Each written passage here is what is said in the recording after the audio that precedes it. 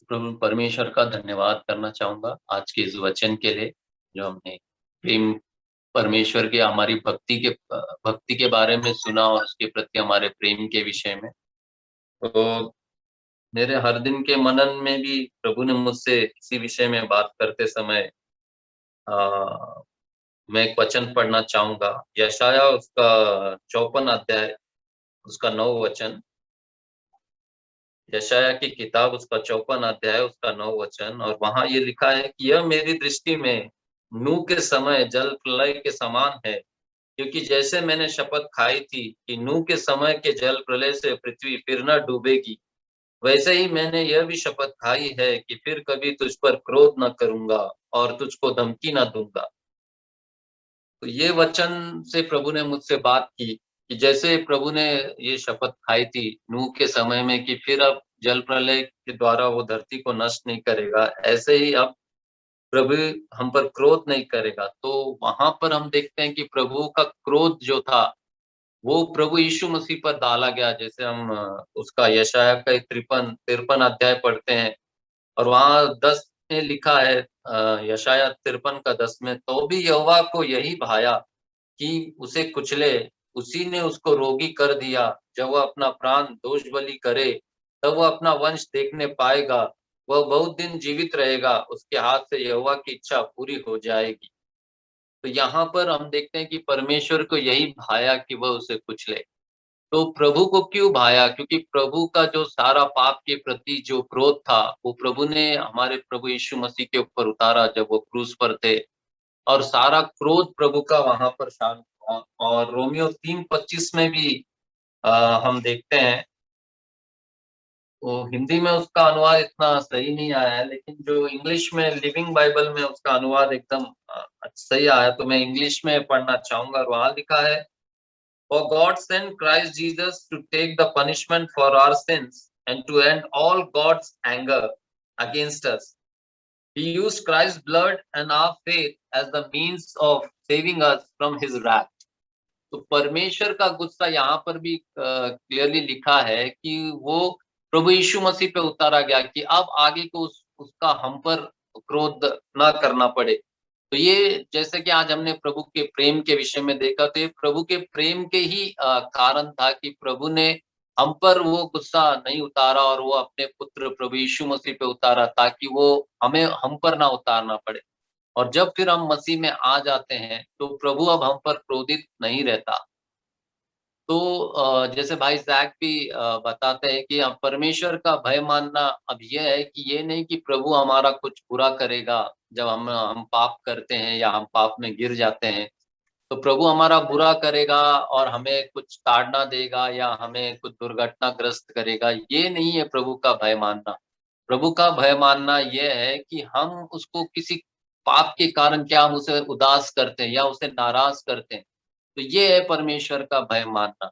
तो जब हम जैसे आज भी हमने देखा कि प्रभु के प्रति हमारी भक्ति और हमारा प्रेम रहेगा, तो हम इस विषय में सोचेंगे कि क्या मुझसे इतना प्रेम करने वाले परमेश्वर को क्या मैं किसी तरह से नाराज कर रहा हूँ?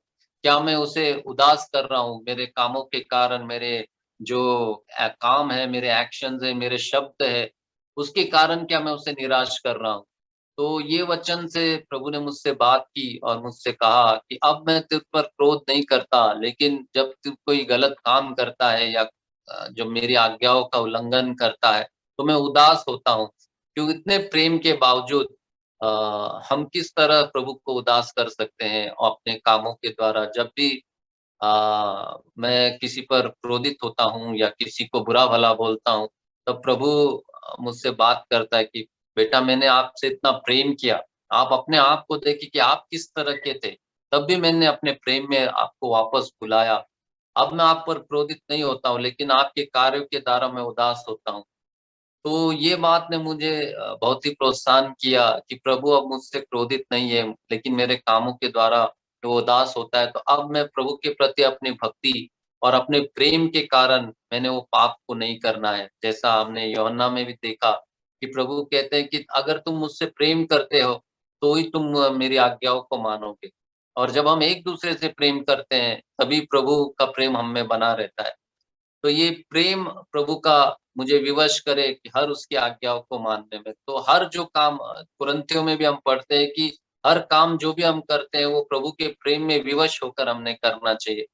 तो हमने ऐसे ही प्रभु के प्रेम में बढ़ते जाना चाहिए, प्रभु की आज्ञाओं को इसलिए मानना चाहिए, ये विश्वास रखते हुए कि जो भी प्रभु कहते हैं वो हमारी भलाई के लिए, वो हमारी अच्छाई के लिए, जो भी बातें उन्होंने मना की हुई है, वो हमारे अच्छे के लिए है। और वो हमें हमसे प्रेम कर प्रभु ने वो आज्ञाओं को मना किया, क्योंकि प्रभु जानता है कि उससे हमें क्या हानि हो सकती है या उससे हमें क्या नुकसान हो सकता है।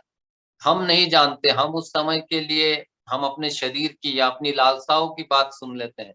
लेकिन जब हम प्रभु के प्रेम को समझेंगे और प्रभु के प्रेम को जानेंगे और उसके प्रति प्रेम में बढ़ते जाएँगे, तब हम ये एहसास कर पाएँगे कि नहीं, जो भी प्रभु ने मेरी ओर जो भी आज्ञाएँ दी हैं, वो प्रभु ने प्रेम में होकर दी है। और प्रभु अब मुझ पर क्रोधित होकर मुझे ताड़ना नहीं देता, प्रभु अपने प्रेम में मुझे ताड़ना देता है। जैसा कि हमने प्रकटीकरण 3:19 में भी हम पढ़ते हैं कि प्रभु जिससे प्रेम करते हैं, उसी को ताड़ना देते हैं। तो हम प्रभु के और आज भी वही वचन था कि हमने प्रभु के प्रति अपने अब शुरुआत के दिनों में हम कुछ पाने के लिए ही प्रभु से प्रार्थना करते, तो जैसे भाई ने बताया कि वो ठीक है। लेकिन जैसे-जैसे हम प्रभु में बढ़ते जाते हैं, हमने प्रभु को जानना है, प्रभु को पहचानना है। यूहन्ना 17:3 में भी हम पढ़ते हैं कि जो अनंत जीवन है वो क्या है? अनंत जीवन है कि परमेश्वर पिता को जानना और उसके भेजे हुए प्रभु यीशु मसीह उसके पुत्र को जानना, वही अनंत जीवन है। तो वहाँ पर प्रभु जानने से क्या अर्थ कह रहे हैं? जानने का अर्थ है कि प्रभु के कैरेक्टर को जानना, कि प्रभु का कैरेक्टर या प्रभु का मन या प्रभु का हृदय किस तरह का है। जब हम किसी व्यक्ति को जान पाते हैं, उसी वैसे ही हमारा प्रेम उनके प्रति बढ़ने लगता है। जब हम उनके साथ संगति ही नहीं करेंगे, तो मैं उदाहरण के तौर पर मैं हमेशा ये सोचता था कि जब कोई व्यक्ति है जो मेरा उससे मैं उसको पहचानता हूँ, लेकिन मेरी उसके साथ कोई संगति नहीं है और अचानक ही वो एक दिन आकर मुझसे कुछ मदद माँगता है पैसों के विषय में, तो मैं देने से पहले उसको सोचूँगा कि अरे! ये तो मेरा इसके साथ खाली उठना-बैठना भी नहीं है, मैं तो खाली इसको जानता हूँ, तो क्या मैं इसे ये दे सकता हूँ? तो लेकिन वहाँ पर मैं उसे जानता नहीं हूँ, इसीलिए मेरे अंदर वो हिचकिचाहट है। लेकिन अगर मेरा उसको जानता हूँ, उसके घर पर मेरा उठना-बैठना, उसके साथ में संगति कर रहा हूँ, उसके प्रति मेरा प्रेम है, उस संगति के कारण, तो मैं बगैर किसी हिचकिचाहट के मैं उसे वो मदद देने में तैयार हो जाऊँगा, क्योंकि मेरे साथ उसकी संगति और मैं उसे जानता हूँ। तो उसी तरह जब हम परमेश्वर को जानने लग जाते हैं, परमेश्वर के साथ संगति करते हैं, तो हम प्रभु को और अधिक से अधिक जानने लगेंगे और जितना हम प्रभु को अधिक से अधिक जानेंगे, उनके प्रति हमारा प्रेम उतना और भक्ति उतना ही बढ़ते जाएगा। तो वही अनंत जीवन है। जैसे भाई ज़ैक हमेशा समझाते हैं कि अनंत जीवन हमेशा के लिए जीने का जीवन नहीं है, क्योंकि नरक में भी हम हमेशा के लिए जीते हैं। लेकिन अनंत जीवन की जो असली व्याख्या है, जो यूहन्ना 17:3 में है, वो है परमेश्वर को जानना। और जैसे-जैसे हम उसको जानेंगे, उसके प्रति हमारा प्रेम और अधिक बढ़ता जाएगा। और जब हम ये देखेंगे कि हम उस काबिल भी नहीं थे, जैसा लूका 6 अध्याय उसका 37 में भी प्रभु ने कहा है कि जो ज़्यादा क्षमा किया गया है, वो ज़्यादा प्रेम करता है।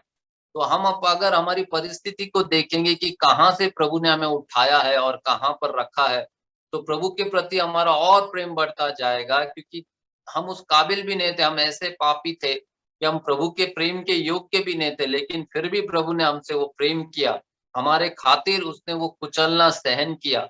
हमारे खातिर उसने परमेश्वर पिता से वो संगति टूटने को सहन किया। प्रभु वहाँ पर कहते कि प्रभु हो सके तो ये प्याला मुझसे ले ले, लेकिन मेरी इच्छा नहीं, तेरी इच्छा पूरी होने दे। तो वहाँ पर भी प्रभु कहे कि तूने ब्रदर ज़ैक का जो उसको वो करके व्याख्यान करके बताते हैं, वो कहते हैं कि ठीक है बेटा तूने कोई पाप नहीं किया है, तो मैं ये प्याला तुझसे ले सकता हूँ। लेकिन याद रख कि अगर ये प्याला मैंने तुझसे ले लिया, तो वहाँ पर ब्रदर ज़ैक कहते हैं कि अपना नाम जोड़े, कि मैं कहता हूँ दुर्गेश, दुर्गेश उस अपने पाप के अंदर मरेगा। तो वहाँ पर प्रभु कहते हैं कि ठीक है पिता, मैं दुर्गेश के खातिर, तो वहाँ पर हम प्रभु के प्रेम को हम देखते हैं और जैसे-जैसे उस प्रेम को हम जानेंगे, हम प्रेम के प्रति, प्रभु के प्रति और भी अधिक अधिक भक्ति और उसके साथ आएंगे। और यहाँ पर भी जैसे इस वचन के द्वारा प्रभु ने कहा कि प्रभु ने वो शपथ खाई है कि अब उसका क्रोध हम पर, तो प्रभु बहुत विलम्ब, बाइबल ये भी बताती कि प्रभु विलम्ब से क्रोध करने वाला परमेश्वर है। वो तुरंत ही क्रोध, वो हर मौका देता है हमें मन फिरने का और उसके पास आने का। तो प्रभु का जो कैरेक्टर है, प्रभु का जो चरित्र है, वही प्रेम है। तो वही हम प्रभु यीशु मसीह में देखते हैं। जब वो मनुष्य रूप में आया तो प्रभु ने, जैसा थॉमस ने पूछा कि हमको पिता को दिखा, तो प्रभु कहते हैं कि थॉमस, तूने मुझे देखा है और फिर भी तू मुझे कहता है कि मुझे पिता को दिखा। तो जैसा मैं हूँ वैसा ही पिता है। तो प्रभु वहां पर अपना चरित्र बता रहे थे कि परमेश्वर का जो चरित्र है वो मेरी तरह है। वो प्रेम से भरा हुआ परमेश्वर है और वो जल्दी हम पर क्रोधित नहीं होता है, और वो क्रोध भी उसने हमारे खातिर उस क्रूस पर सह लिया है। तो मैं प्रभु का इस वचनों के लिए धन्यवाद करूंगा कि प्रभु ने मुझसे इतना प्रेम किया, और मैं प्रार्थना करता हूँ प्रभु मैं आपको और अधिक से अधिक जान सकूं, ताकि आपके प्रति और मेरे भाइयों के प्रति मेरा प्रेम हर दिन प्रतिदिन बढ़ता जाए। प्रभु का धन्यवाद। परमेश्वर का जो प्रेम है वो इतना गहरा है कि हम मनुष्यों को अभी समझने के लिए अभी भी बहुत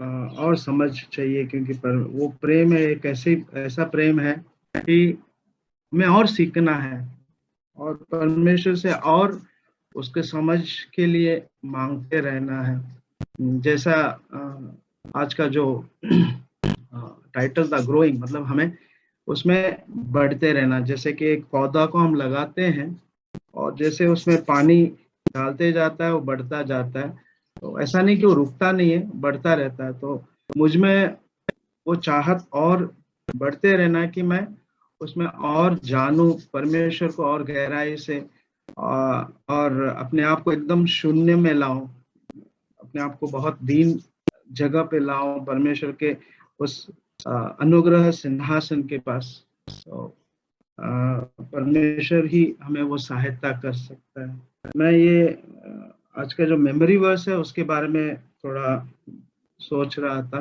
कि वहां पे ऐसा लिखा है कि विश्वास योग्य है जो तुम्हें बुलाया है। तो जब भी हमें कोई बुलाता है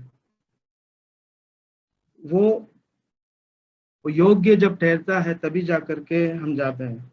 उदाहरण के तौर पे अगर आज अबू ब्रदर फोन करके मुझे बोलेगा कि राजेश आप आ जाओ, मुझे तुमसे मिलना है, तो मैं उसके सामने कुछ भी सवाल नहीं करूंगा और मैं सीधा जिस समय पे बुलाया है उस समय में वहां पे जाऊंगा, क्योंकि वो एक विश्वास है और वो एक बंधन है जो बांधा हुआ है कि अगर भाई बुलाता है तो ऐसे ही नहीं, लेकिन उसमें मैं फिर वापस ऐसा सवाल भी नहीं करूंगा कि क्यों या क्या या किस लिए।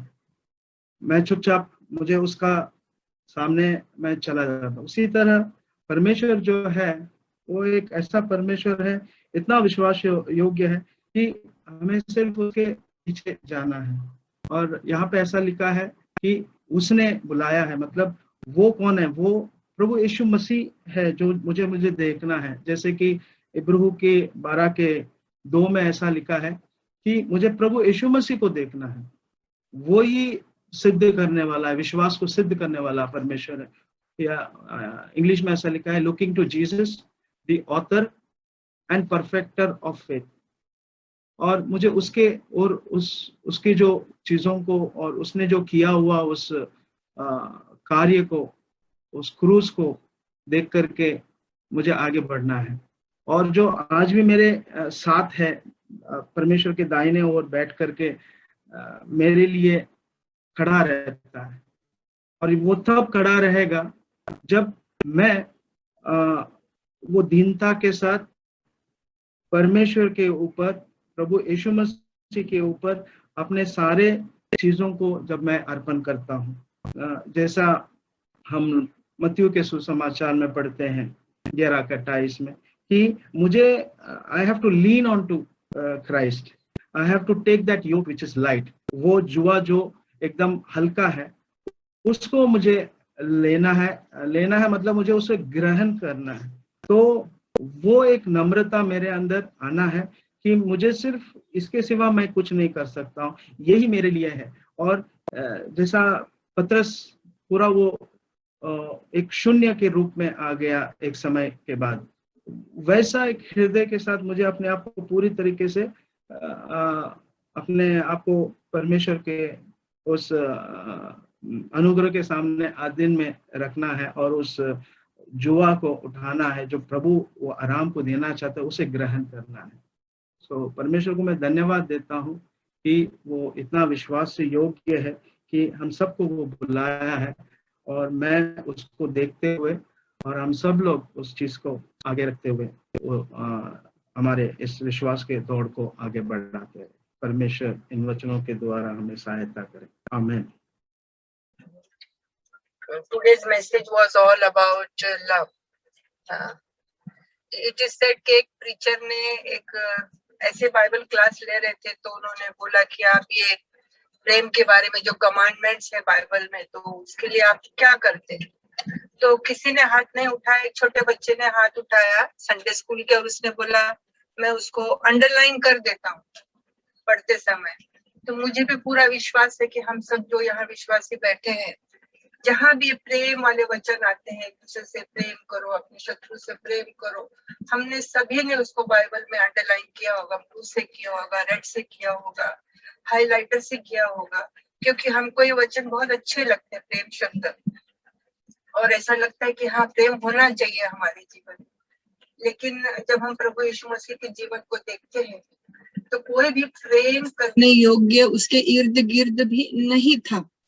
मतलब उसके परिवार के बारे में भी हम कुछ ज्यादा बाइबल में पढ़ते नहीं है, पर शायद उसके भाई बहन हो गए, उसकी मम्मी शायद मेरी उससे बहुत ज्यादा प्रेम करती थी, माँ थी तो, पर उसके भाई बहनों का हम कुछ नहीं पढ़ते, तो शायद वो उतना उससे प्रेम भी नहीं करते होंगे। उनको लगता होगा जैसे कर रहा है, कारपेंटर का काम कर रहा है, हम भी कर रहे हैं, वो भी कर रहा है। उन्होंने शायद उसके जीवन की जो अलग, उसके जो जीवन में एक नम्रता थी, एक लीनता थी, एक आज्ञाकारिता थी, वो शायद देखी ना होगी।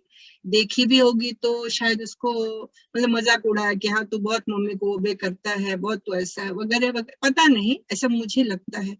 फिर भी हम जानते कि प्रभु यीशु मसीह ने उनसे प्रेम किया, उसने उनसे मतलब अपनी जो गवाही थी वो उसने बनाए रखी, क्योंकि वो स्वर्गीय पिता को ओबे करता था।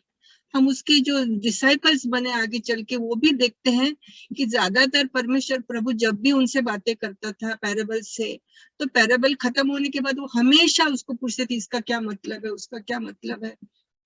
कई ऐसे प्रश्न उठाते थे जिससे यीशु मसीह को निश्चित ही दुख होता होगा कि ये कुछ समझ नहीं पाते, लेकिन फिर भी उसने उनसे प्रेम ही किया है ना। जैसा कि हम जानते हैं मैथ्यू तो वो था, टैक्स कलेक्टर था, उस जमाने में टैक्स कलेक्टर मतलब पापी माने जाते थे, लेकिन प्रभु यीशु मसीह ने अपनी सारे शिष्यों से उतना ही प्रेम किया। यहूदा इस्करियोत से भी प्रेम किया, क्योंकि वो शुरू से जानता था कि वो उसे दगा देने वाला है ना। तो अक्सर ये हो जाता है कि हम भी मतलब ये वचन हम पालन करना चाहते हैं, क्योंकि सबसे ज्यादा चैलेंजिंग यही है, पर हम ये भी महसूस करते कि प्रेम करने के लिए मतलब सामने वाले उतने प्रेम के काबिल शायद नहीं होते, पर हमको लगता हमसे सब प्रेम करें, हम काफी मतलब अच्छे हैं। पर अक्सर एक बहुत बड़ा चैलेंज होता है, क्योंकि जिनसे हमें प्रेम करने के लिए परमेश्वर ने आज्ञा दी है, वो हमारा परिवार हो सकता है, हमारे फेलोशिप के भाई बहन हो सकते हैं, हमारे पड़ोसी हो सकते हैं, और वो सब आइडियली हमारे हिसाब से नहीं चलते। अक्सर वो हमारे विरोध में होते हैं, या हमको जैसा चाहिए वैसा उनका व्यवहार नहीं होता है। तो बहुत बड़ा ये चैलेंज है, लेकिन प्रभु यीशु मसीह ने हमारे लिए संभव कर दिया, क्योंकि उसने हमें अकेला नहीं छोड़ा है, हेल्पलेस ऐसा नहीं छोड़ा है। उन्होंने अपनी पवित्र आत्मा ही हमें दे दी है, जो हमें शक्ति, सामर्थ्य, बुद्धि और उसकी इस आज्ञा को पालन करने के लिए मजबूर करती है, कंपेल करती है। It is the love of Christ that compels us to keep loving despite people not being so lovable. तो परमेश्वर हम सबकी सहायता करे, क्योंकि लव शब्द हम बहुत बार बाइबल में पढ़ते हैं, मैंने भी सब अंडरलाइन कर रखे हैं शब्द, है ना। और बहुत अच्छा लगता है, लेकिन जब प्रैक्टिकली हम उसको फॉलो करते हैं तो कई बार इट्स अ चैलेंज। पर हम परमेश्वर के लाखों लाखों धन्यवाद देते हैं कि उसने इस कठिनाई को आसान कर दिया, क्योंकि उसने हमारे सामने इतना बड़ा एक उदाहरण रख दिया। प्रेम का जो एक एपिटमी होती है, एक जो चरम सीमा होती है, पिनाकल होता है, वो उसने वहां पर वो पहुंचा और उसने दिखाया उस लेवल का हमें प्रेम करना है और उसी विनम्रता के साथ करना है और हमारे सारे अहंकार को एक तरफ रख कर, क्योंकि उसने सब कुछ छोड़ दिया हमारे लिए, रिक्त हो गया वो। तो हम अपने अहंकार और प्राइड में अगर रहेंगे तो प्रेम करना उतना ही कठिन होता जाता है। तो परमेश्वर मुझे सहायता करे, ऐसे सभी भाई बहन जो चाहते हैं कि वो रिक्त होते जाएं और परमेश्वर के प्रेम से भरे, उसके पवित्र आत्मा की अगुवाई में वो ऐसा करने के लिए हमारी सहायता करता है, करता रहेगा। जैसा आज भाई अबू ने कहा कि हम कितनी बार भी गिरेंगे, नहीं किसने, डैनी ने कहा था शायद कि जीजू ने, है ना, कि हम मतलब कितनी बार भी गिरेंगे तो शैतान या हमारा शत्रु हम पे हंस नहीं सकता, क्योंकि हमको फिर से उठ खड़े करने की सामर्थ्य पवित्र आत्मा में है और हम उसकी आज्ञा में या प्रेम की आज्ञा में हम बढ़ सकते हैं। क्योंकि मुझे लगता है यही सबसे बड़ी आज्ञा है और यही सबसे बड़ा हमारे लिए रोज एक चुनौती बन जाता है। पर प्रभु हमारी सहायता करता है और हमें उसमें बने रहने के लिए वो हमारी सहायता करता है और हमें हाथ पकड़ कर चलाता है। और जब हम उसमें सफल हो जाते हैं, कभी कभी हम विजयी जीवन जीते कि नहीं कोई हमसे प्रेम करा, लेकिन हम प्रेम से करते तो हमें थपकी देते हुए, हमें शाबाशी देते हुए, एनकरेज करते हुए आगे बढ़ाता है। ऐसा प्रेम करने वाला, हमारी कमजोरियों को समझने वाला, हमारी कमजोरियों में हमारा सामर्थ्य बनने वाला हमारा परमेश्वर हमारे साथ है। इसलिए हम निराश न होते, हम आगे बढ़ते जाएंगे और उसके प्रेम में जिस तरह का प्रेम उसने किया वैसा करने के लिए वो हमें सहायता करता रहेगा। इसका हमें पूरा पूरा अश्योरेंस और आश्वासन है। इसके लिए मैं उसके नाम की महिमा और स्तुति करती हूँ। धन्यवाद।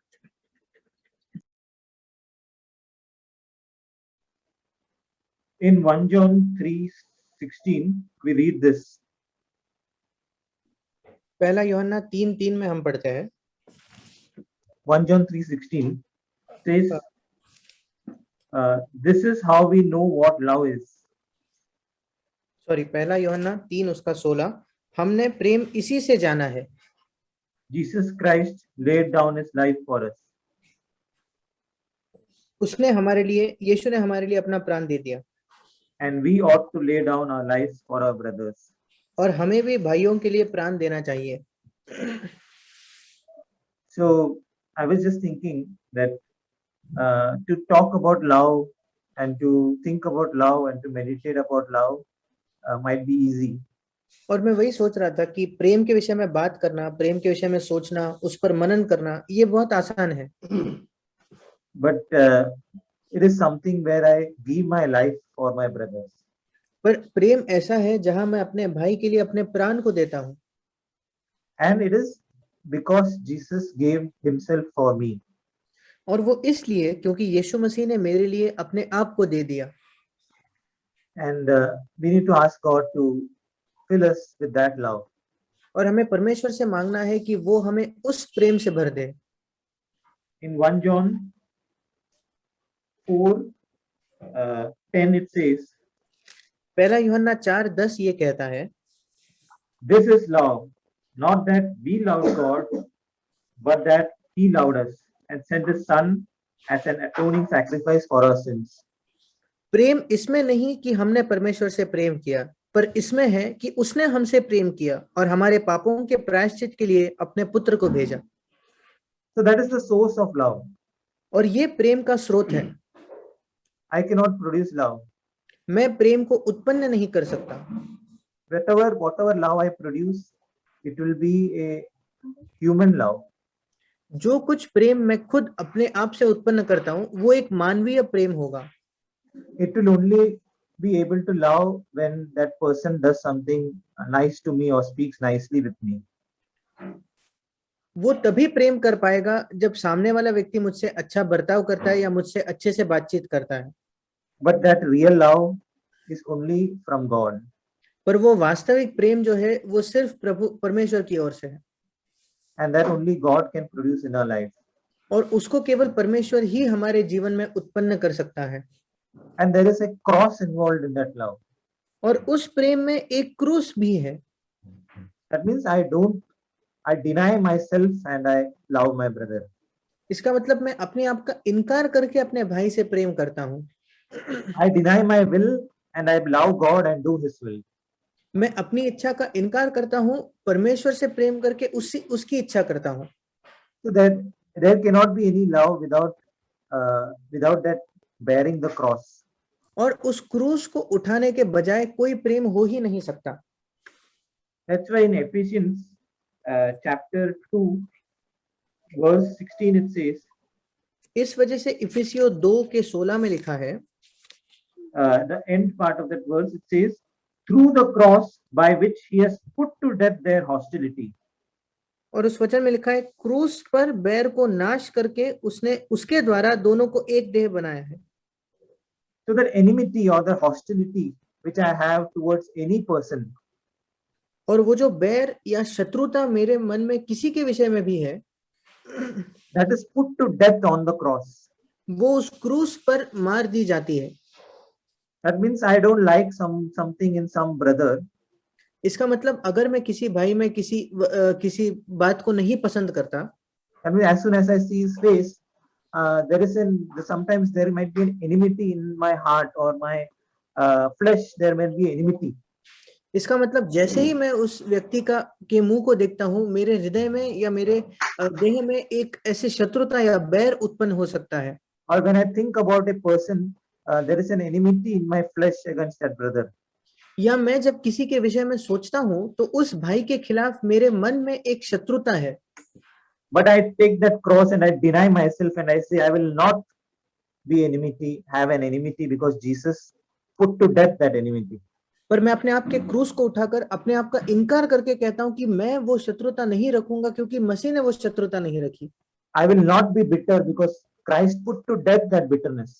मैं कड़वाहट नहीं रखूंगा क्योंकि मसीह ने उस कड़वाहट को मार दिया है। I will not be unforgiving because Christ put to death that unforgiveness. मैं अक्षमाशील नहीं रहूंगा क्योंकि मसीह ने उस क्षमा नहीं करने की चीज को मृत्यु में लाया है। When I take that cross and I deny my flesh, जब मैं उस क्रूस को उठाकर अपने शरीर का इनकार करता हूँ, God's love will be poured in my heart. परमेश्वर का प्रेम मेरे हृदय में उंडेला जाएगा। And God's nature will be manifested through my life. और परमेश्वर का स्वभाव मेरे जीवन के द्वारा प्रकट होगा। And His Holy Spirit will fill my heart with the love of God. और उसका पवित्र आत्मा मेरे हृदय को परमेश्वर के प्रेम से भर देगा। So first is I love God with all my heart. और इसलिए पहला है कि मैं अपने संपूर्ण हृदय से परमेश्वर से प्रेम करता हूँ। And I know how much God has loved me. और मैं जानता हूँ कि परमेश्वर ने मुझसे कितना प्रेम रखा है। The love of God has been poured in our hearts by the Holy Spirit. परमेश्वर का प्रेम पवित्र आत्मा के द्वारा हमारे हृदयों में उंडेला गया है। And the Holy Spirit reminds me of all that God has done for me. और पवित्र आत्मा मुझे याद दिलाता है उन सारी बातों के विषय में जो परमेश्वर ने मेरे लिए की है। And inside my heart gives me that cry that I am a child of God. I can call God as Father. और मेरे हृदय के अंदर वो उस पुकार को डालता है कि मैं परमेश्वर को पिता कह सकता हूँ। And because I am a child of God, the love of God is poured in my heart. और क्योंकि मैं परमेश्वर की संतान हूँ, परमेश्वर का प्रेम मेरे हृदय में उंडेला जाता है। Then I cannot hate my brothers. फिर मैं अपने भाइयों से घृणा कर ही नहीं सकता। That's why it says, whoever is born of God cannot hate his brother. और इस वजह से लिखा है, जो कोई परमेश्वर से जन्मा है वो अपने भाई से घृणा नहीं कर सकता। And let us ask God to, because it says, those who hate their brother is in darkness. और क्योंकि लिखा है, जो कोई अपने भाई से घृणा करता है वो अंधकार में है। So we should not be in darkness. और हमें अंधकार में नहीं होना है। That means when God shows us some hatredness or some bitterness, we should not remain in darkness. इसका मतलब जब परमेश्वर हमें कोई घृणा या अंधकार को दिखाता है, हमें अंधकार में ही नहीं बने रहना है। Immediately run to God and ask God to root out that from our hearts. तुरंत हमें परमेश्वर की ओर दौड़कर आना है और परमेश्वर को कहना है कि वो उसे जड़ से हमारे मन से निकाल दे। Amen. आमीन।